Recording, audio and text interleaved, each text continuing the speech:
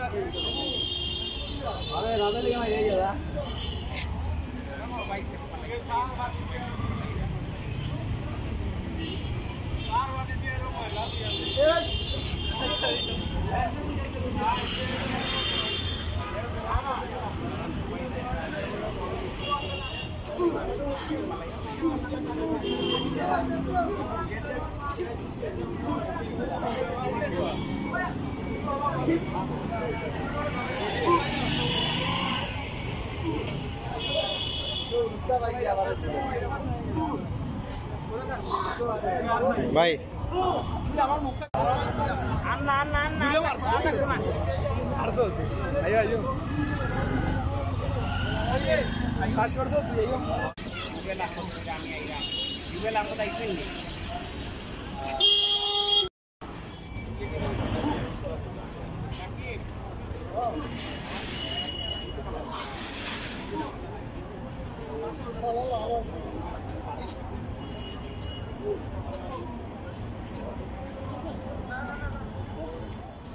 লগে আসলাম আমি আহমদ জুনাইদ। আর আবারও রিকোয়েস্ট করে কইরাম আমরা এই ভিডিওটা শেয়ার করবা এবং কমেন্ট করবা ইনশাআল্লাহ।